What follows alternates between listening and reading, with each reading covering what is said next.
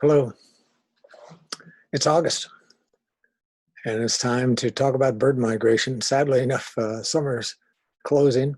Hard to believe it's hardly gotten here, but and we always laugh and are amazed to say that bird migration has already begun. But it actually began back in July for shorebirds coming down out of Canada. They've already been passing through and continue to do so. And in these first few weeks now of August, some of our songbirds have begun migration. The task for all of these birds is to stay ahead of the first frost. I've titled this migration talk, Stitching Continents Together, the Phenomena of Bird Migration. I stole the phrase from Scott Wiedensahl's book, Living on the Wind Across the Hemisphere with Migratory Birds, where he talks about how migration stitches continents together. And you'll note that I'll use throughout the talk a number of cartoons from Gary Larson's Far Side. It always makes the talk a whole lot better to throw in a few cartoons. Diana Capwell-Smith, author out of the New England area, wrote a book on wintering, where she said that winter is a predictable kind of Armageddon, a calamity calmly weathered, an end of the world that they, wildlife, understand and are preparing for. Truly so. We will have our first frost sometime, typically anyway, in late August. With some of our warming of climate, our frosts have been moving into more mid-September dates, but historically, late August, we would have our first frost. And if you're an insect-eating bird, that means you have to stay ahead of that frost because the insects will be gone once that first frost hits. We need also to think about migration in this larger context of how it globalizes our thinking about conservation, because our birds, those birds that have been nesting in our area, aren't really our birds. They are kind of like folks that own a second home up here. They're visiting for a while, but then they'll go back to their real home, usually come late fall, and stay there for the majority of their year. And that's the case for birds. Most birds that are migratory, they come here for a breeding season, usually from May till late August into September, and then they head back to their primary home, which is well south of here. So it globalizes our thinking. We can't conserve a bird here in Wisconsin, say we're doing great for Blackburnian warblers, for instance, and not consider the fact that they spend the majority of their life in Central and South America, and thus we need to promote conservation in those areas as well. So an awful lot of birds are migrating, 5 billion birds annually migrating across the Northern Hemisphere, some 500 species of birds. Here, a photo of white pelicans. The Cornell Lab of Ornithology estimates on average this fall, 4 billion birds will move from Canada across our border into the US and on south for some anyway, with 2.6 billion returning. That differential demonstrates that how many young of the year birds are heading south and how many don't make it back in the spring. There's a significant loss of those juvenile birds because migration is a risky endeavor, but it's done because winter is that Armageddon event. What we understand about migration is so much more than we did historically, although we still don't understand as much as we might today. But historically, I find these stories fascinating. Aristotle, one could consider one of the most intelligent men who ever lived, recognized that migration did exist for some birds, but he also declared that certain birds decline the trouble of migration and simply hide themselves where they are. Swallows, for instance, he said, have often been found in holes quite denuded of their feathers. He also believed that a small bird, the European redstart, didn't migrate, but simply transformed itself into a robin. Wow. Transformation for a very long period was actually a common belief that birds would transform themselves into some other object in order to survive the winter. An example here is the barnacle goose, which derived its name from the belief that when it appeared in Europe in the winter, it had sprouted from the barnacles that clung to driftwood. Who knew? Olaus Magnus, the Archbishop of Uppsala in Sweden in the 1500s, believed that swallows spent the winter underwater, and that fishermen routinely caught them in their nets, and then they took them home and the swallows roused themselves in the warmth of the fire and flew around the house. Again, how these stories came into being and came to be believed is beyond me, but this was the understanding of the time. You know, and it takes a good cartoon from Gary Larson to get a little handle on that, where it says, I just can't tell from here. That could either be our flock, another flock, or just a bunch of little M's. Well, think about 2,000 years ago, looking up in the sky and a flock of birds goes over. What's the species? Where are they going? Where did they come from? You have no idea and no way to really know because there's little communication over long distances and no ability to identify what bird came from this place and ended up in this other place. So it was a mystery. So what do we know now? Love this quote by Tom Clancy, the difference between fiction and reality. Fiction has to make sense. And sometimes reality just doesn't seem to.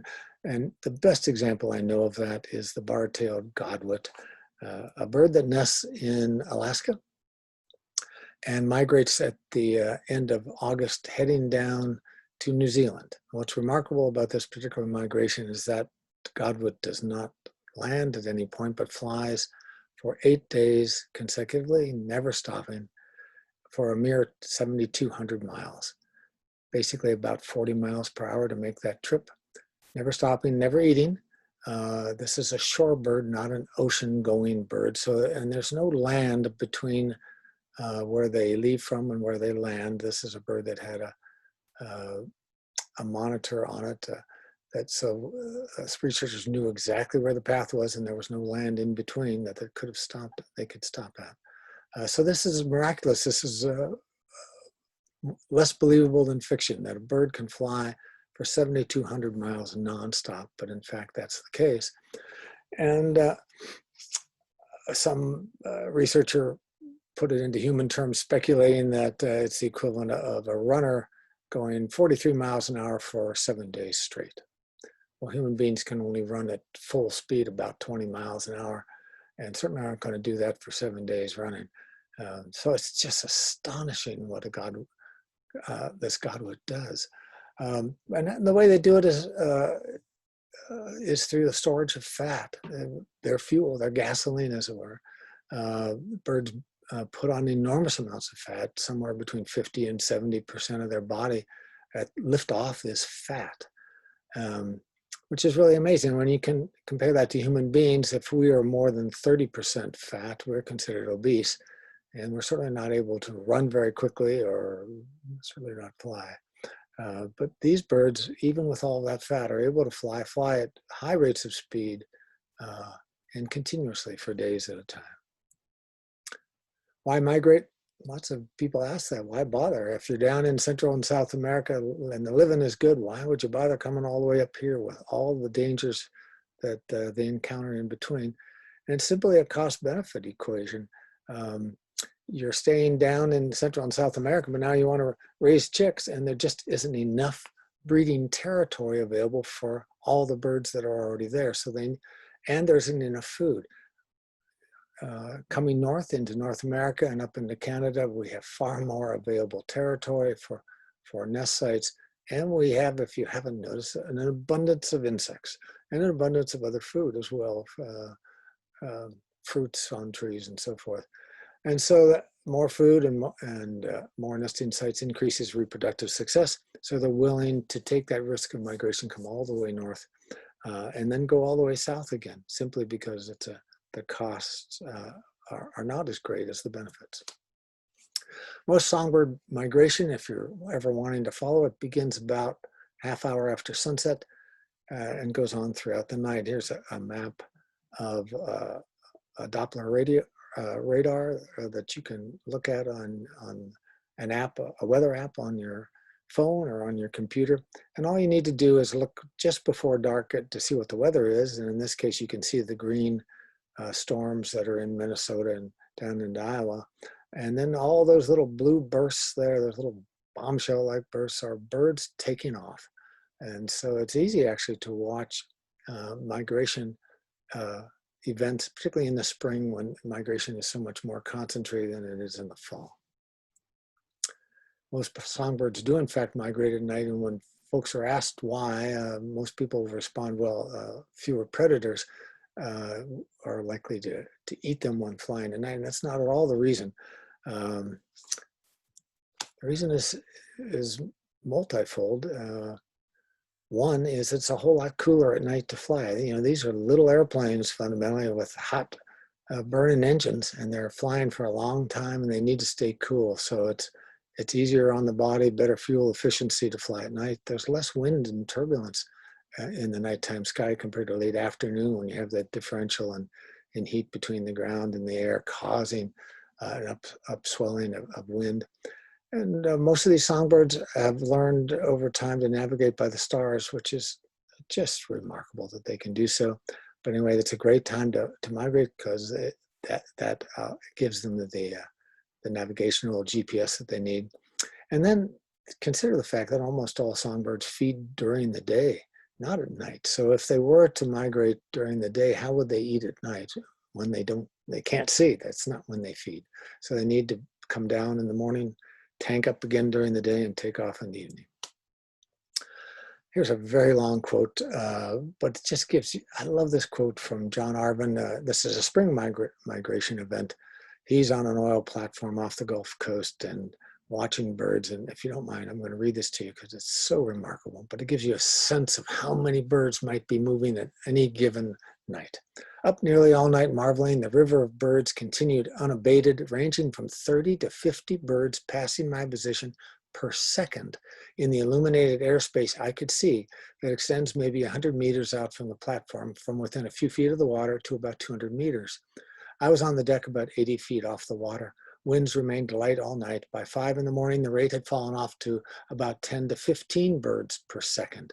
The sheer number of Catharis thrushes was staggering.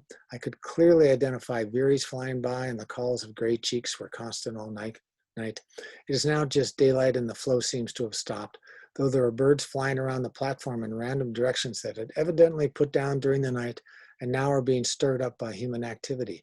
I could see many tails of sleeping birds sticking out from the beams of the ceilings. This has been the ornithological spectacle of my entire life. Intellectually, I knew that this sort of thing had to happen, but to actually stand in one place for hour after hour and watch a steady flow pass just a few feet from you is like watching a major river, and attempting to quantify the flow is about like trying to count water in a river.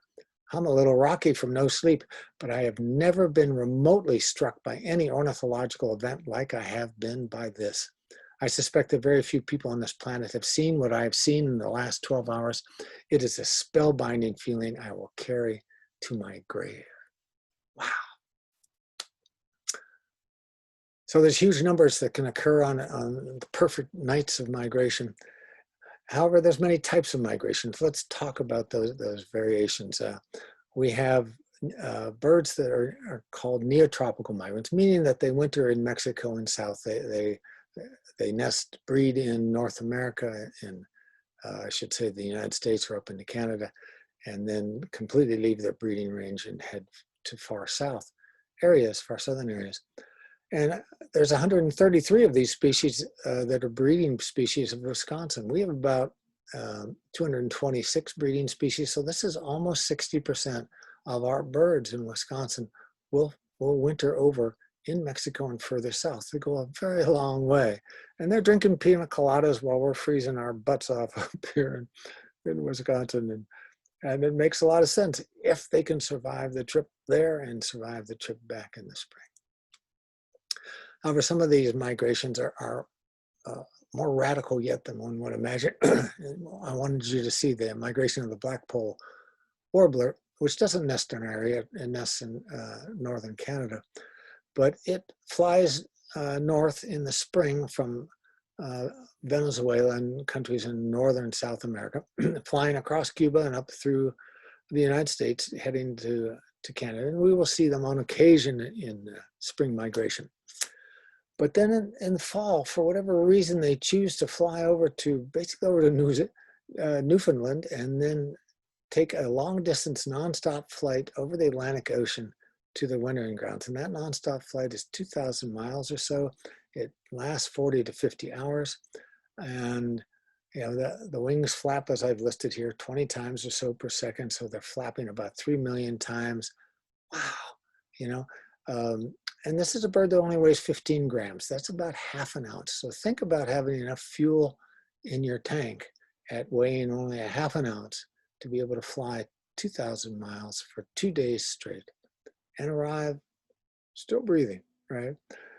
Some statistician tried to figure out the caloric value of all this and convert that to gasoline, and said that the equivalent for if it was burning gases, it would get 720,000 miles per gallon. Beats a Prius, by golly. So how much energy is in 1 gram of fat? Well, a warbler weighs about a half ounce, more or less, and they can fly about 125 miles, more or less, depending on the bird, on 1 gram of fat. So think about a migratory hummingbird. They only weigh a fifth of an ounce, 6 grams. So if you multiply 6 times 125, you're going to get 750 miles, but their whole body isn't fat. It could never be that. So I'll say they could go about 400 miles, but in fact, they go 600 miles. And so you need a tailwind to help you across. And it's incredibly dangerous when you think about these long crossings, because if the weather shifts and you get a headwind, you've got a problem. And an awful lot of birds die in these crossings simply because that tailwind they may have started out with dissipates and or turns around into a headwind. So here's some species that are neotropicals that you're probably well aware of. Indigo buntings breed in all of eastern United States and Midwest, and winter over in Central America. And here's some collared birds, not collared, I'm sorry, but banded birds that are recovered, and showing just some of the areas from where they bred to where they ended up wintering. And so there's really significant variation on where birds, in this particular case, indigo buntings, would go over a winter. Scarlet tanagers go all the way down into South America. Baltimore orioles may end up just in Florida, but the majority go down into Central America and some all the way into Northern South America. Ruby-throated hummingbirds, as we just discussed, breed in all of Eastern North America and Midwestern North America, but then cross the Gulf of Mexico and winter over in Central America. The bobolink, which we have nesting in our area rarely, it's a grassland bird, but in Powell Marsh, if you're familiar with where that is in Vilas County, right on the border with Iron County, we have breeding bobolinks, and we have some in far northern Iron County where we have farmland. Anyway, they fly all the way to Argentina, for heaven's sakes, and come all the way back every year. So these are examples of neotropical migrants. We also have birds that are called complete migrants, meaning they'll leave their summer breeding range entirely, but they don't need to fly all the way to Central or Southern America, South America. And here's an example of yellow-bellied sapsucker, which winters over mostly in southern United States, but some do go down into Central America. Here's a beautiful little winter wren, just a little 4-inch long bird that nests in Wisconsin and further north, but winters over as far north as northern Illinois, but also all the way down to the Gulf Coast. So those are complete migrants, and then there are partial migrants, and these are birds that have an overlap of their breeding and their winter ranges.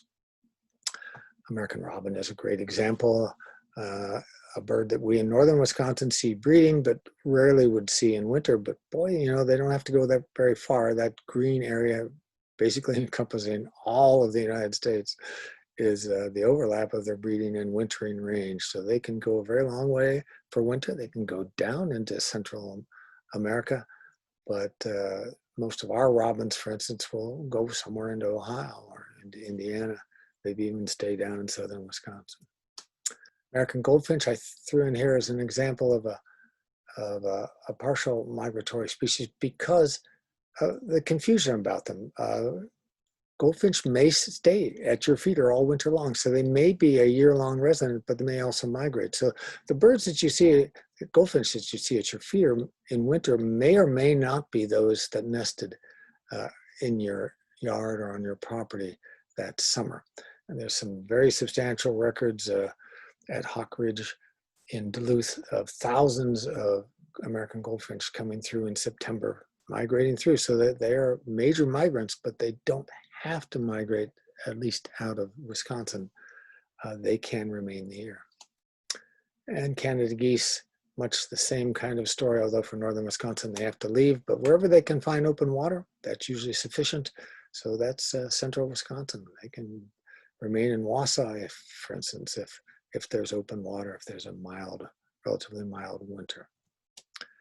Not all birds do just a north-south migration. This particular bird, tundra swan, pirouetting nicely in a ballet move there on ice, have an east-west component. So they nest way the heck up there in far northern Canada in the Arctic Circle and way up above even Hudson Bay. And they'll come south to the Mississippi River and, in October and early November and land around La Crosse, and 10,000 or more are commonly seen there for most of the month of November and into early December until the Mississippi starts to freeze up. And then they fly en masse to Chesapeake Bay heading east. So they come pretty much due south to the Mississippi River, hang out for a month or so, and then pick up and head east, due east to the Chesapeake Bay.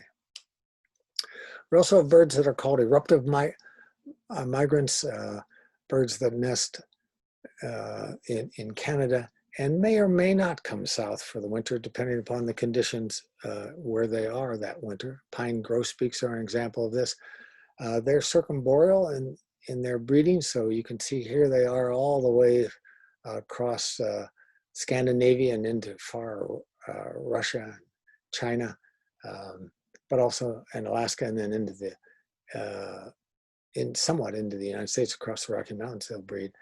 We don't see them breeding here, but we may or may not see them in winter. They come down depending upon food resources up in Canada.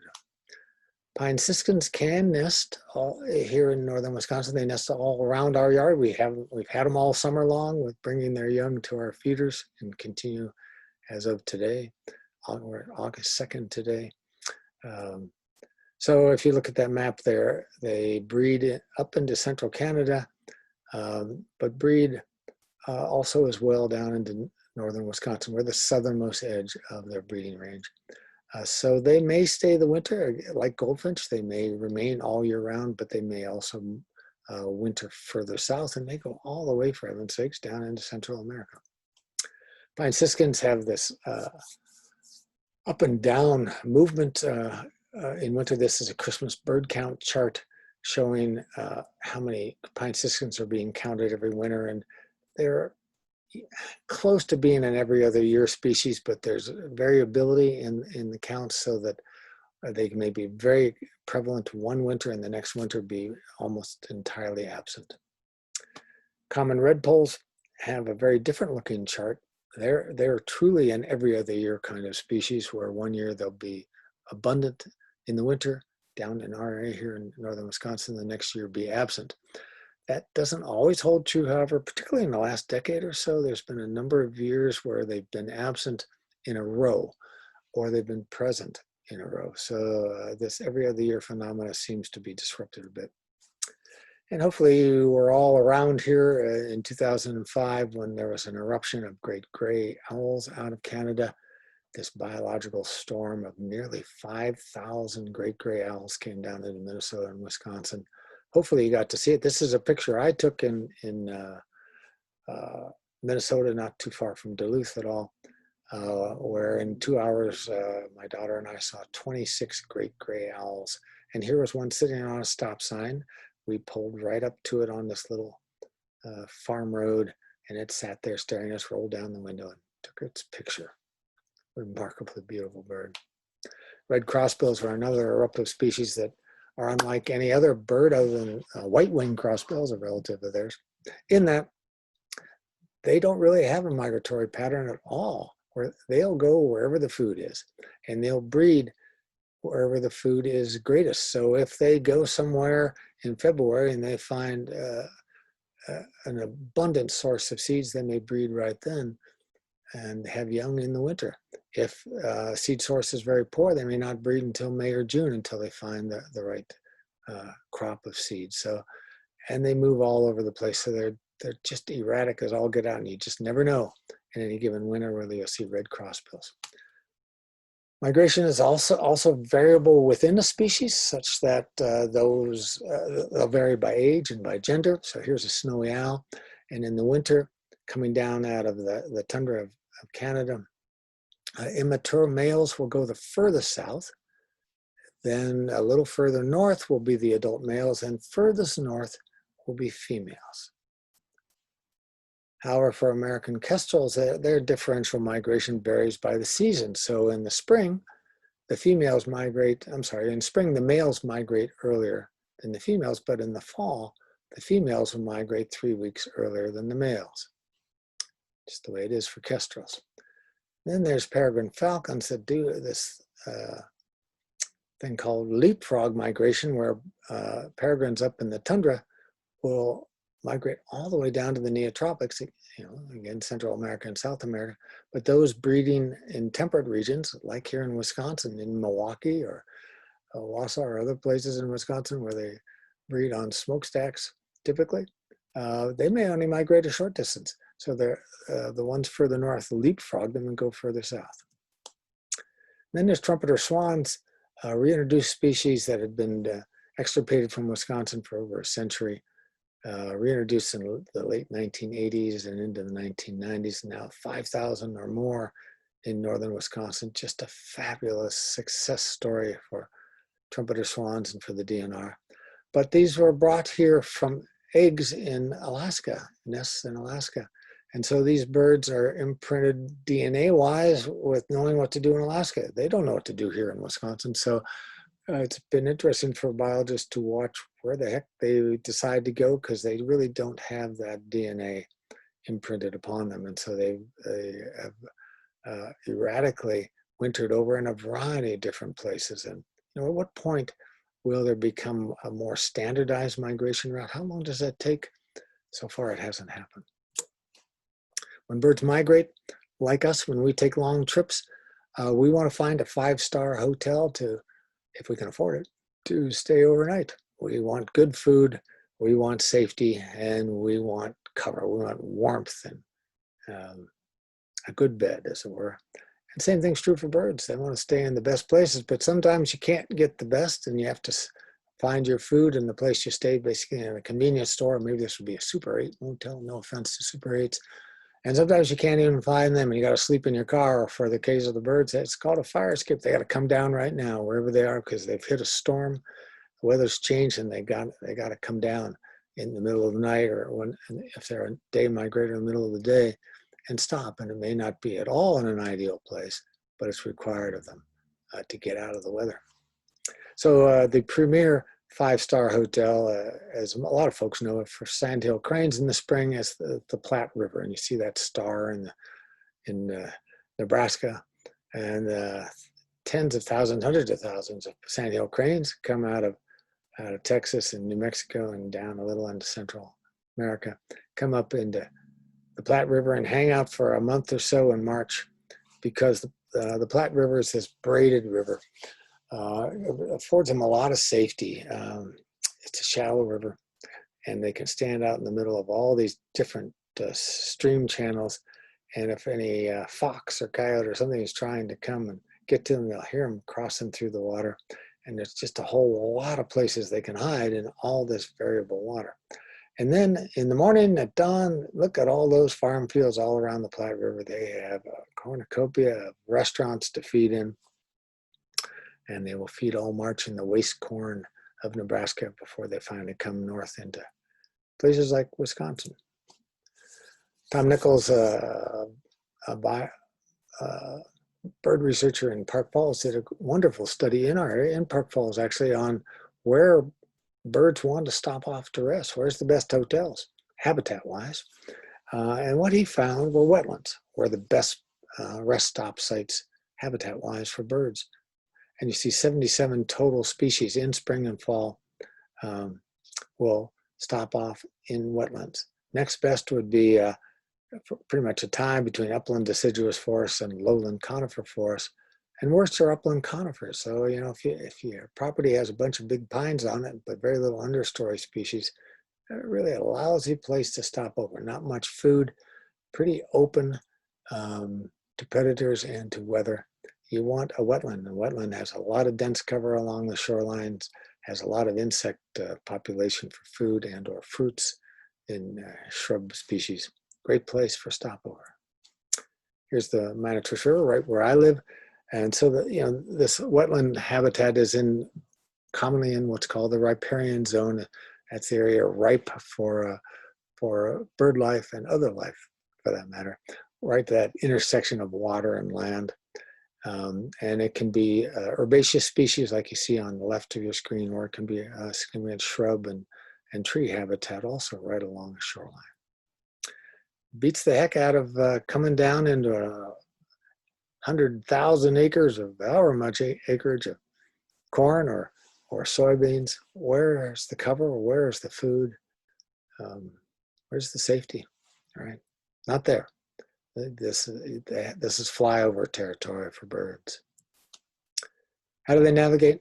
Oh, it's still a mystery to a certain degree. A lot of studies have been done on it. Some of the most fascinating is showing how songbirds at night can utilize stars to migrate.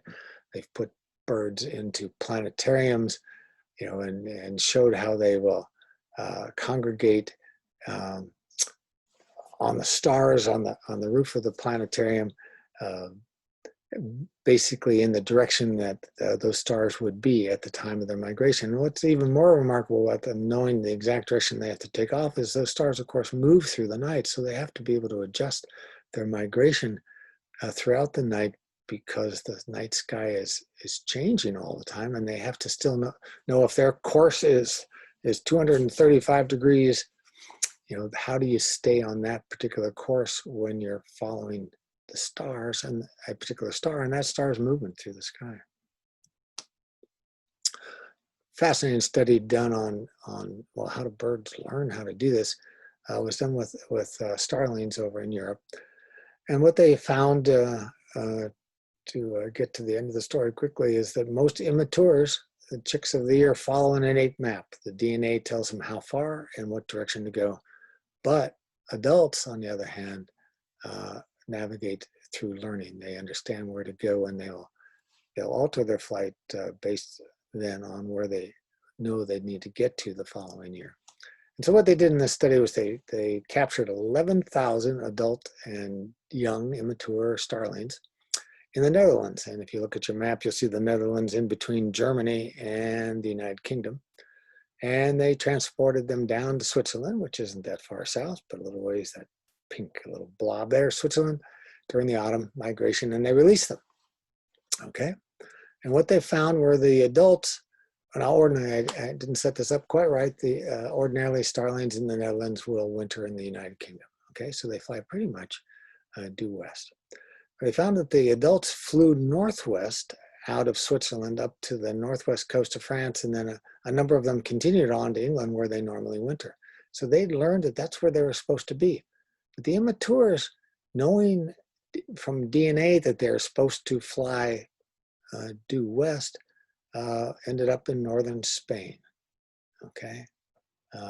So the study showed that the adults navigate and immatures follow an innate time distance programming.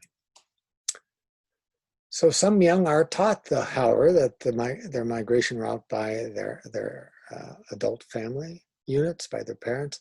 This would include cranes and geese and swans and ibises. And sure, most people are familiar with the attempt to teach whooping cranes, introduced whooping cranes in Wisconsin, that we were attempting to get to nest here, and then to show them their migratory route. People dressed up to look a bit like a crane and flew ultralights and took those young of the year, who followed them, amazingly enough, down to where they wanted them to spend the winter. And then those cranes would come back in the spring and know the route the next year for themselves. And actually that was successful. Well, so there's anomalies in here. What about seabirds like an albatross? And albatrosses are just ridiculously amazing birds. They can range over the oceans and not return to the nesting site for 5 to 6 years. They just course all over the ocean.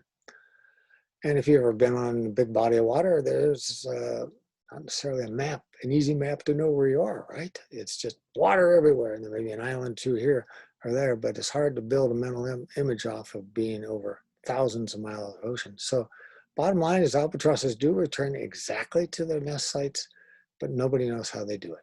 They know they use the sun for homing in somehow, but how they do that remains a mystery. I love this story about a bird called Manx shearwater.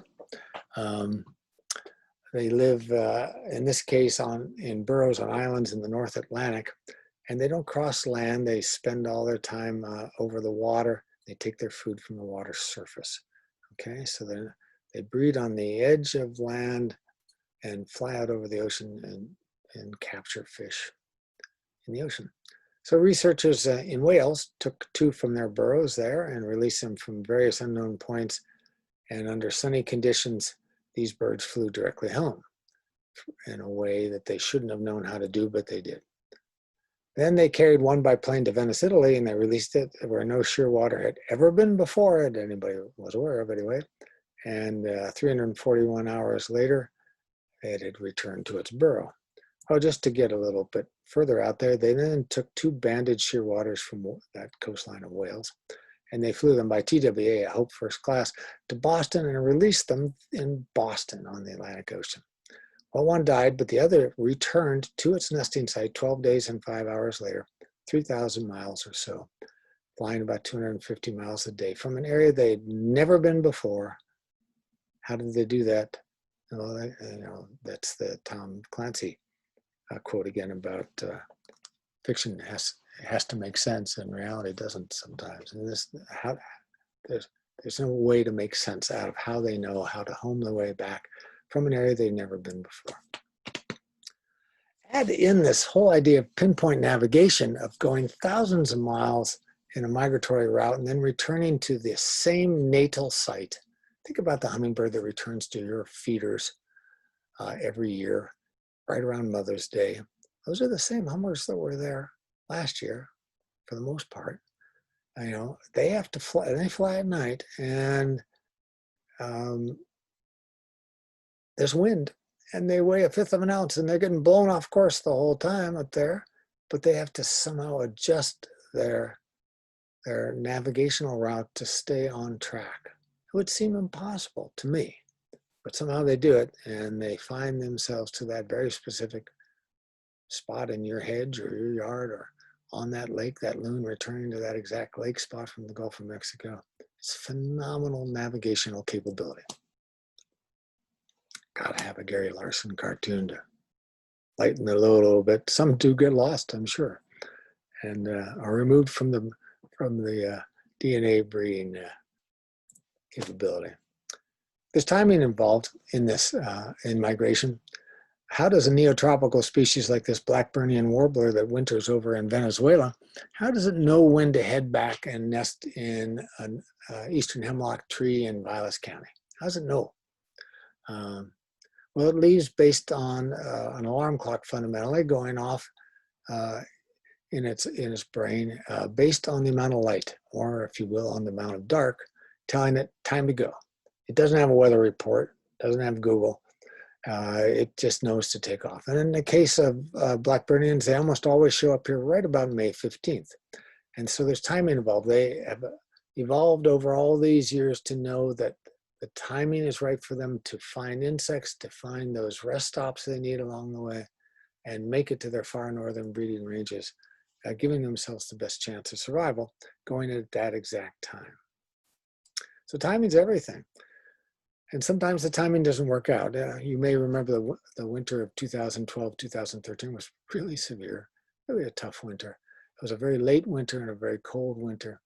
And by mid-May, when these warblers were returning from the neotropics, ice had only been off our lakes for a week to 10 days or so, and we were still having a cold spring, and there wasn't an insect to be found flying fundamentally anywhere.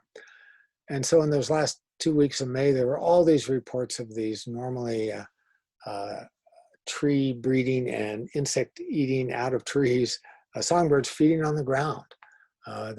Because they couldn't fly, couldn't capture any flying insects, there weren't any. And so they were trying to poke around in the soil, which they don't do, but trying anything they could to keep from starving, but many did. And 22 species were observed foraging that spring on the ground, but ordinarily do not forage on the ground. So if the timing is off, if the spring's late, or vice versa, if the spring's too early and the insect hatch has gone by, there's danger for these birds, because the neotropical birds, because they're really based on this physiological response of photoperiod. If, however, you're a partial migrant like Canada geese or robins, you come north based on the alarm clock going off in your head, the photoperiod telling you to come, but you also are watching the weather. So you may come north, and if the weather's poor, you can turn around and head back south.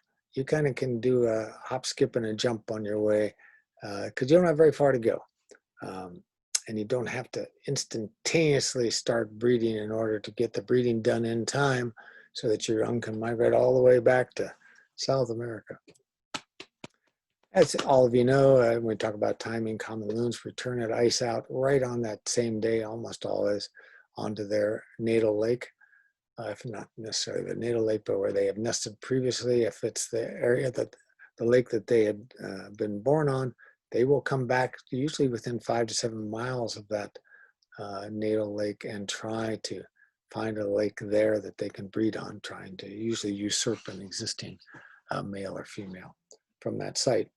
But one of the interesting timings that seems to be hitting more and more these days are a specific species of black flies that hatch out and only live about 2 or 3 weeks, but they are very specific to common loons. They only will drink common loon blood. Fascinating that there's one species that only deals with common loons, and they swarm loons and usually knock them off their nests. And so if the timing is right for that hatch of black flies and for loons to be sitting on the nest, upwards of 70% of nesting loons will abandon their nests. That happened this spring in 2020. 70% of the nests in Oneida County, studied by Walter Piper, over 100 nests, were abandoned.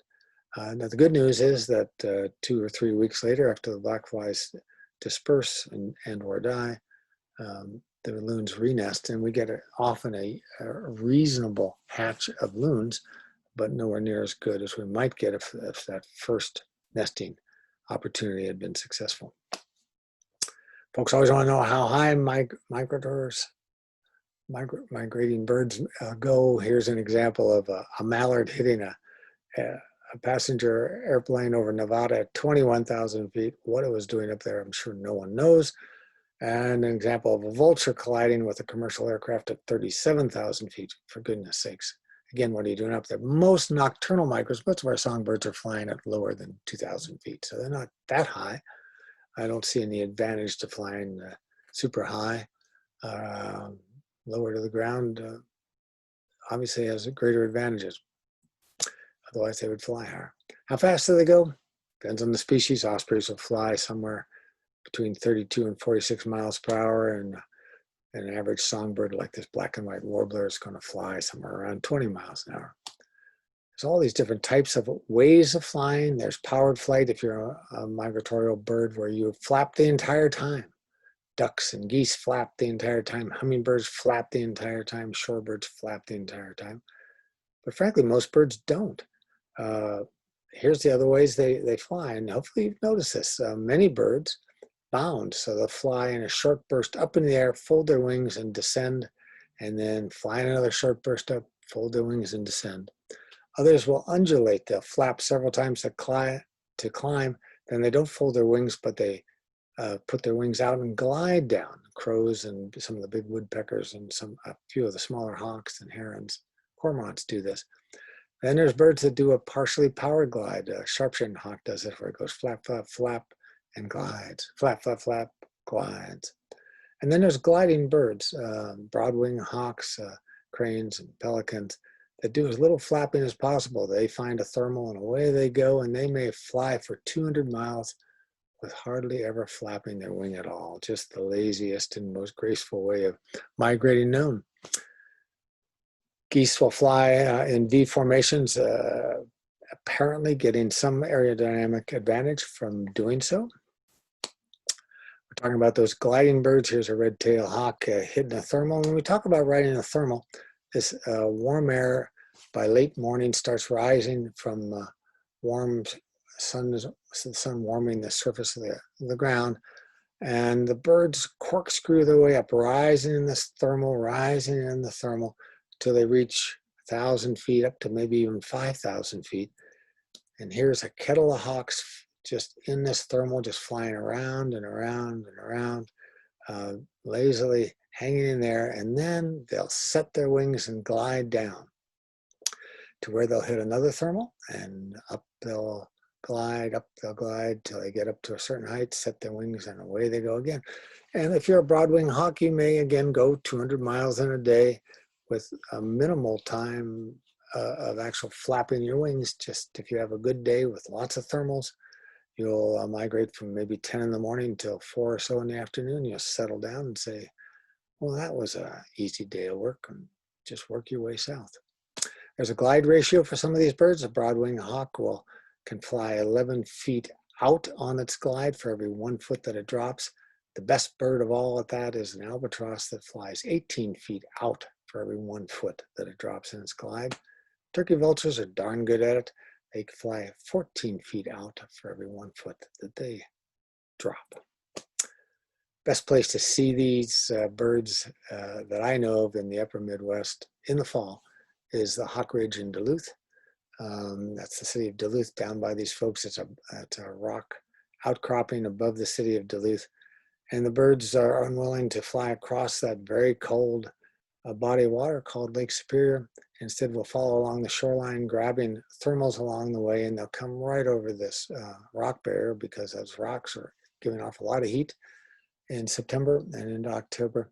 And it's one of the premier sites in all of North America to watch the fall migration, considered maybe the third best site in the whole country. I've gone there many times to watch birds in flight in the fall. And broad-wing hawks come in enormous numbers over Hawk Ridge, coming down out of Canada, hit Lake Superior, say, oh, too cold, can't cross it, no thermals. And so they'll work their way along the shoreline, coming down through Duluth.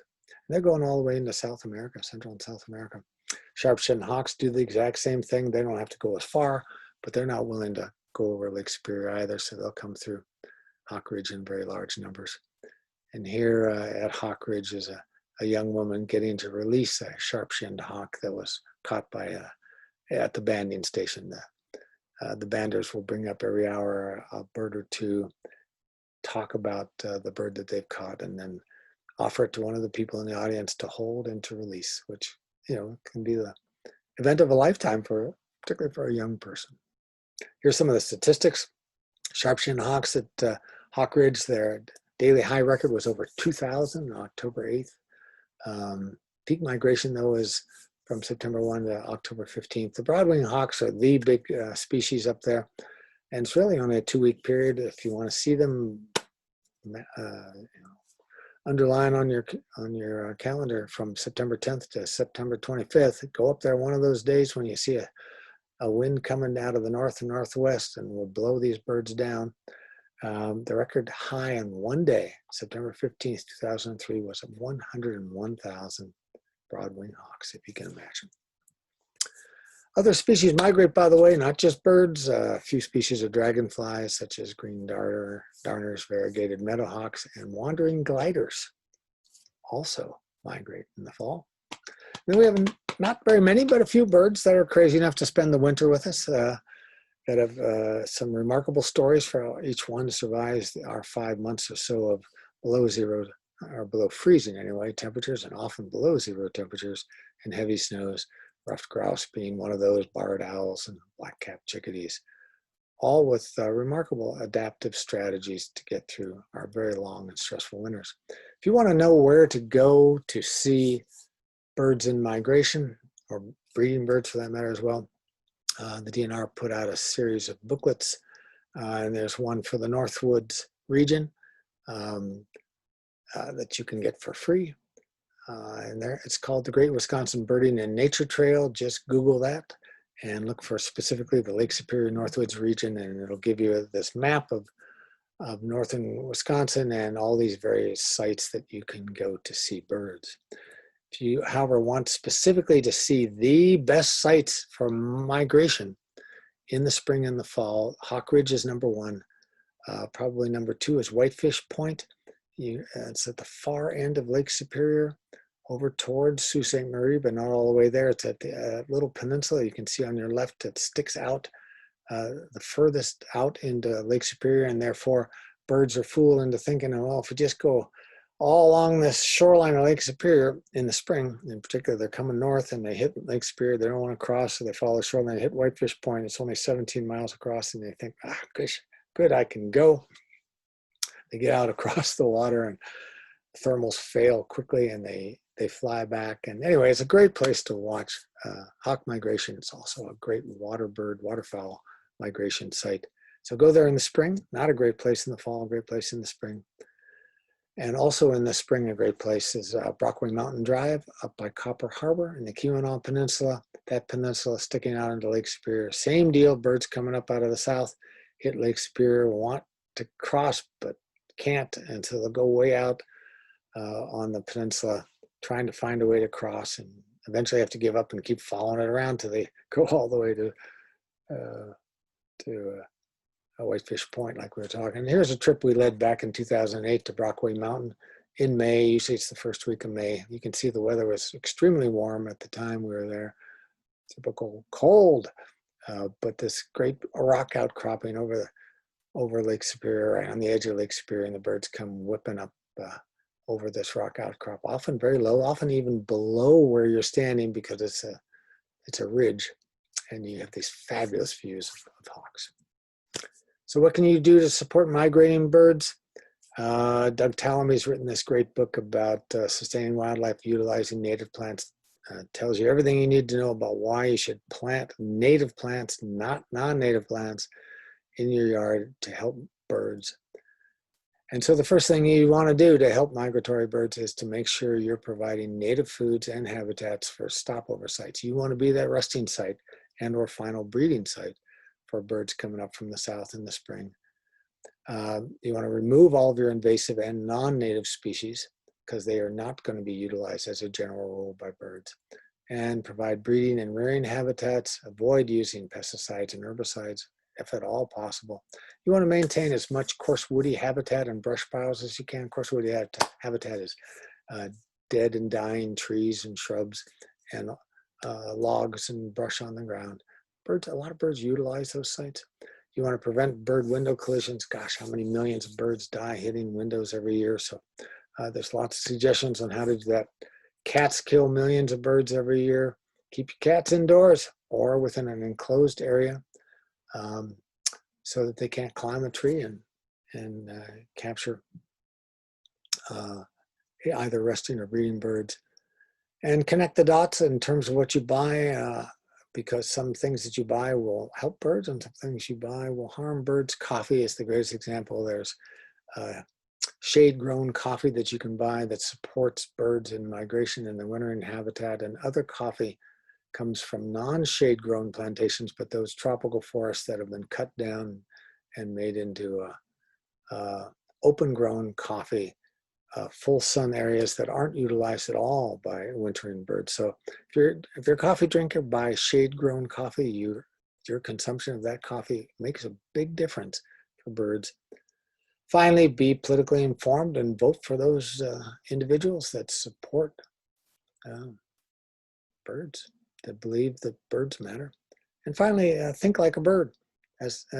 Try to put yourself in the shoes, as it were, of those birds and try to provide the best habitat for them in the property that you own.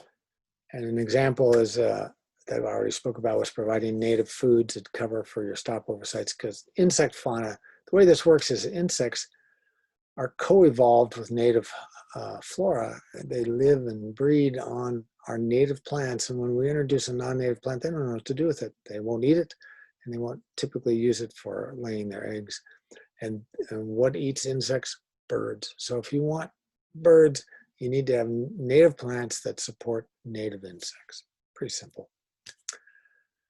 And you need to make sure that on your property that you don't clean it up too much. You don't do this German forestry thing where you're basically raking your forest clean, because we have an awful lot of birds that nest on the ground. Here's a long list of those birds that are ground nesters. I love the cartoon, clean it up, criminy. It's supposed to be a rat hole. Cleanliness is not next to godliness. We need random chaos, as it were, on the forest floor. That's the best habitat. So don't clean up your woodlands. Leave understory plants, leave small shrubs, tall shrubs. You want as many layers as you can in your woodlands for birds to not only use as stopover sites, but for breeding sites. And here's a picture of what you want on the right, this diverse understory. Again, lots of plants along the ground, and then small trees and shrubs and taller and so forth. And then you have a pine plantation, and it basically is a biological desert. You're not going to stop over there and rest easy as a migrating bird, and you're not going to breed in there either, as a general rule. Last but not least, just to talk about some of the risks that we're facing with our migration. And that's really all about climate change, because it's altering these seasonal cycles. And those birds down in the neotropics, their timing mechanism is based on the photoperiod. They don't know that our springs are coming earlier. They don't know that winters are getting softer and so forth. So we've now changed. If you're not familiar, in northern Wisconsin, we used to be zone 3. We're now zone 4. And that, that's not political. That's just data driven. Our winters, on average, are significantly warmer than they used to be and shorter than they used to be. There are anomaly winters where that's not true, but on average, it is true. And that impacts birds in this way anyway. Here's a study of Christmas bird data, and we're showing that birds are shifting north. Of 305 birds studied, 208 have shifted there already in the last 40 years, have shifted their way north, because the average temperatures in January are increasing. And they're increasing dramatically, really, 4.5 degrees Fahrenheit. And most of us would go, yay, it's great. But it's really not great because it alters the timing for birds that are in these long distance migratorial patterns. Finally, finish with a picture of Scott Wiedensaul's book that I recommend for wonderful storytelling and for information about migration. It's an older book now, but still very relevant. And a cartoon from Gary Larson to hopefully end this talk on a smile. So that's it. I really appreciate your spending time with me to talk about migration. If you have any questions, concerns, feel free to email me or give me a holler. And a shameless plug for my latest book, now a couple years old, on old growth forests. And there's lots in there about birds and their utilization of old growth sites. So again, thank you very much. It'll take me a few seconds to turn this off, so I apologize. You'll still have to look at me for a moment.